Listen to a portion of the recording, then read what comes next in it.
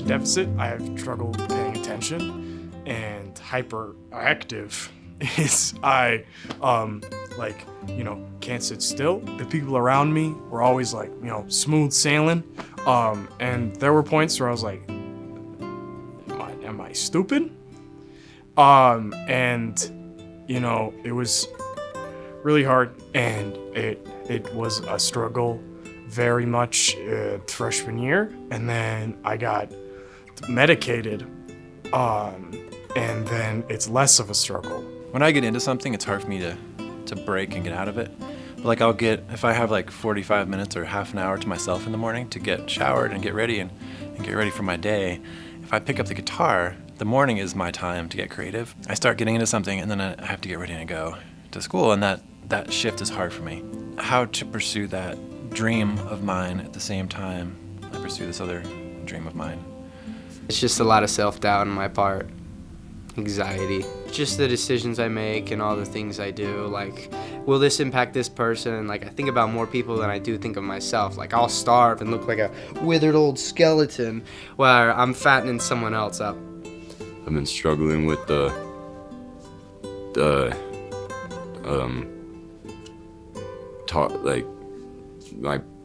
talking to, not stuttering. I overanalyze things. I don't like to be observed while I'm doing math. Sometimes it's pretty funny while I can do the math, but then when somebody is watching me, I second guess myself. In the summers, I'm a river guide, and I've been a river guide since I was 18 years old, and even out of 86 trips, if I swim one person, I still dwell on that and I get upset, but it's gonna happen. Those things are okay, but I just struggle, I think, sometimes overanalyzing things and what I could have done better, but you can only control so much, so. I don't know, high school drama is really annoying. It's hard to get away from it. It's hard to find real friends. I mean, I really do, deep down, I obviously care about people. But I don't really show emotions all too much. I don't talk a lot about my struggle with anxiety, but it's pretty big. I've learned over time that nothing in life is going to be perfect, and so I've had to learn to let it go, but still have it. Since my schedule is filled up by advanced level classes, it sometimes just does get to you, and that stress has sometimes unfortunately overpowered my ability to think and to just cool down. It's always been a question to me of what do I want to find my birth parents? Is that a thing I want to do? Because I have no information on them at the moment. I can request some at any time, but it's a matter of if they want to see me, if I want to see them, when I would like to do that, just a bunch of factors that all accumulate in my brain, and it can be overwhelming, but yeah, it can be. It's definitely a thought that when pondered too heavily can be very detrimental to my mental health. Well, my dad disowned me. It's been really rough not having that much parental kind of support, so it's something I really do lack, so I don't really share much of that.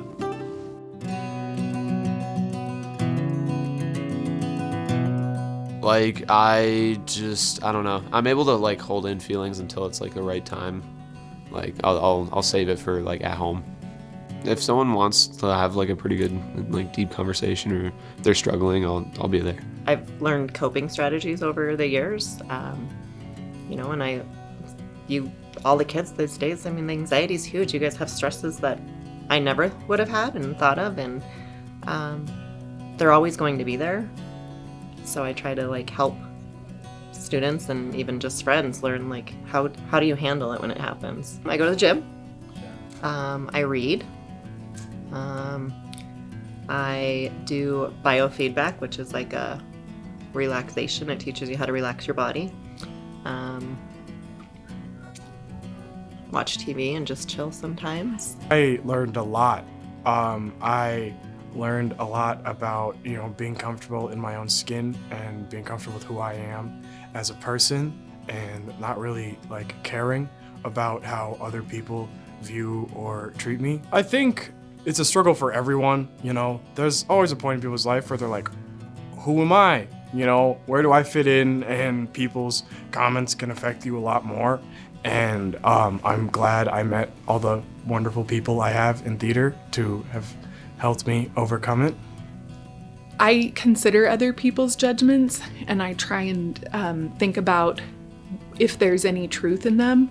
I also try and put myself in other people's shoes, what might be influencing them to make them have that conclusion. And then a lot of times I just let it go. I don't need to own the opinions of other people. If my intentions are good and I can stand behind my convictions, then I don't need to own what other people think. Now I'm trying to feel with you instead of just feel for you, if that makes sense. So it takes practice and it's hard, but I'm slowly trying how to do it.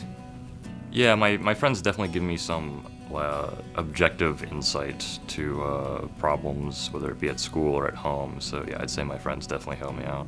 Yes, I do consider myself to be pretty empathetic. Obviously, I have not gone through every situation. Everyone's story is different. Everyone's pain is different. But I think I've gone through enough struggles to understand the basis of many people's struggles and pains in life.